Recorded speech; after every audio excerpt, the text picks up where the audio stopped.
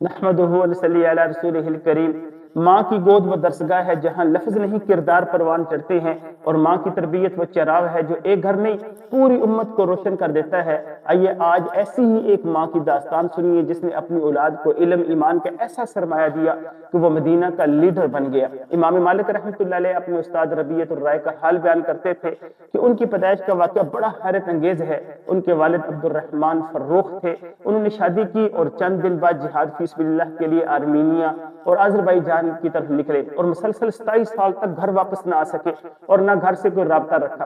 جب جانے لگے تو آپ کی بیوی امید سے تھی، 27 سال کے بعد واپسی ہوئی، راستے میں سوچ رہے تھے نہ معلوم میری بیوی زندہ ہوگی یا فوت ہو گئی ہوگی، کیا پتہ میرے ہاں بچی پیدا ہوئی یا بچہ پیدا ہوا، پھر وہ زندہ ہوں گے یا مر گئے ہوں گے۔ انہی خیالات کے ساتھ مدینہ منورہ میں عشاء کے بعد داخل ہو گئے۔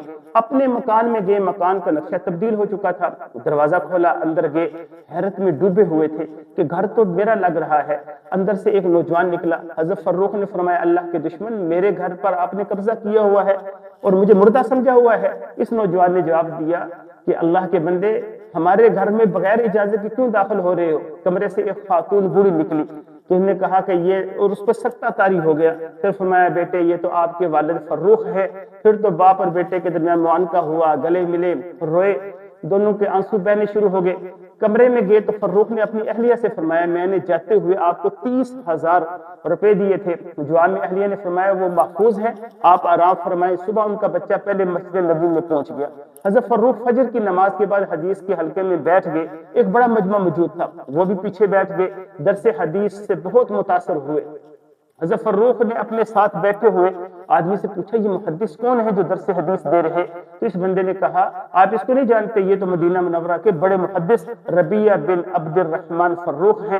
حضرت فروخ کو جب پتا چلا یہ تو میرا ہی بیٹا ہے، خوشی کی انتہا نہ تھی۔ گھر جا کر اہلیہ کو مبارکباد دی کہ یقیناً آپ نے بیٹے کے اوپر بہت محنت کی ہے۔ بیوی نے جواب میں فرمایا کہ وہ 30,000 روپے اس کی تعلیم و تربیت پر خرچ کر چکی ہوں۔ فرمایا، اللہ پاک تمہیں جزائے خیر دے۔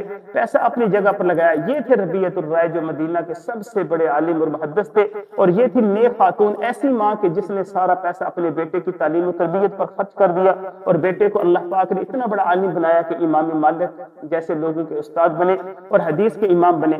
دعا ہے اللہ تعالی ہماری خاتون کو بھی ایسی ہی اپنی اولاد کی اچھی تربیت کرنے کی توفیق عطا فرمائے۔ السلام علیکم۔